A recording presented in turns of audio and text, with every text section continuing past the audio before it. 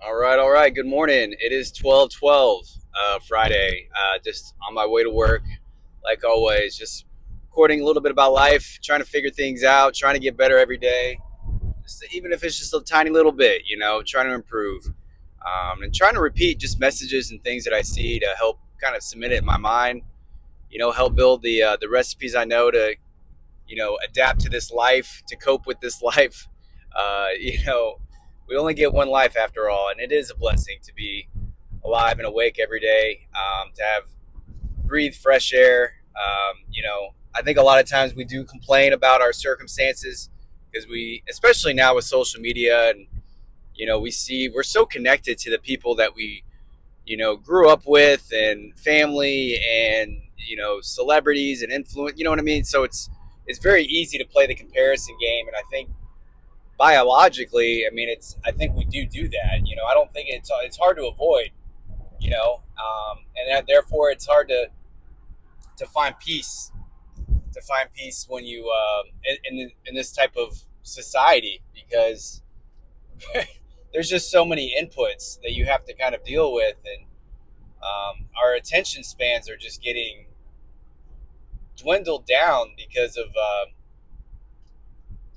you know because of social media, and just the psychology of all these inputs. They're designed to grab our attention, like a bug to like a bug to light, and or fly to light. And neurologically it's hard to combat that, when companies and people are spending millions and millions and millions of dollars, on this attention economy for your attention. When I look at my YouTube algorithm, for example, and don't get me wrong, I'm grateful for YouTube. I'm posting these videos. I get feedback from people, and I love it. Even with my small small channel, it doesn't. I don't even know if I can call it a small channel. Like, it's like barely a channel, but it just allows me to express myself, at least, um, in a way that I'll feel comfortable. Because I don't really want to. I haven't advertised this to anyone, but if I just put it on YouTube, and people, it resonates with people. I don't know, it has to a small group of people. I'm just so appreciative of that. Just even that little. That's a small win. That's a big win for me. A small win probably for a lot of people, but a big win for me. So it's just maybe finding those little little wins in your life, especially when it comes to expression and creativity, because I think that also with our society is getting lost. Because we're just playing, the attention game. In the attention economy. It's just, your time is a commodity, and it's being hacked at all times with every little input going in. It's being hacked. That's why I think silence is so important. Whether it's silence at a car ride, silence at home, just turning everything off, or putting on some like classical music or something, some Mozart, some Bach, or Baroque music. Those have always been studied to help infant brains. But if it helps infant brains, I'm sure it helps our brains too, in developing and coping, and just trying to silence the mind and all the craziness that's going around us. Because I think if things are going to change, it's going to take the collective, a spiritual, like, awareness of the collective, to really kind of change the trajectory of humanity.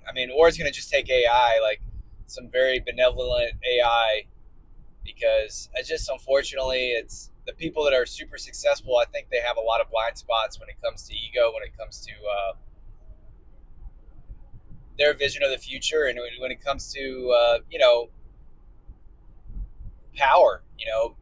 Power just ultimately corrupts. It's human nature, and a lot of people white knuckle that power as long as possible.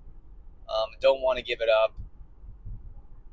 Not saying that there's not a lot of, not saying there's not altruists out there. People like Carnegie or whatever, but I think in today's world, especially, it's just few and far between. I think that a lot of people talk a big game, but what do they really do?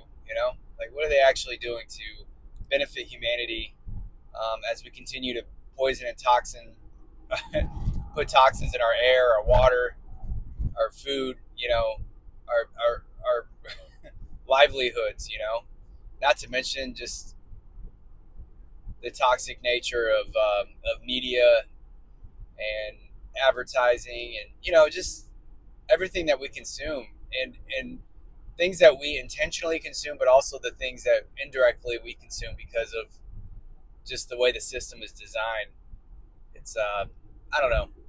It's, it's kind of scary. And it's like, is this going to be some vicious cycle that just leads us to our collapse? Because we're all just manipulating people's attention spans and we're not focusing on the real big world problems that could actually benefit humanity and spring us into like a new, I don't even know what the right word is, just new timeline, just evolved way of living, you know? Just doesn't seem like it's happening quick enough with the pace of our technology and the destruction of our environments. And I know a lot of people get triggered one way or the other with that, but you can't argue the fact that we're poisoning our air, that we're poisoning our water, that we're poisoning our food, and that it's harder for people to stay healthy, that there's cancer rates are skyrocketing, that depression is skyrocketing, suicidal rates are going up. You know what I mean? It's like none of this is healthy long term, and we have to find some sort of balance, equilibrium with our environment and with what we're doing with our time and what's promoted. What's valued. I don't think people really value.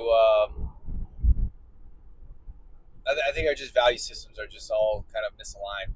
So anyway, I'm gonna get back to driving here. Some traffic coming up, but as always, I want to pass on some blessings and love to you, anyone that's listened this far. Hope wave at you. Hope hope you have a great weekend or whatever day it is for you that you're consuming or watching this. So yeah, thank you. I really do appreciate every listen, every view, and yeah, many blessings and peace. See you next time.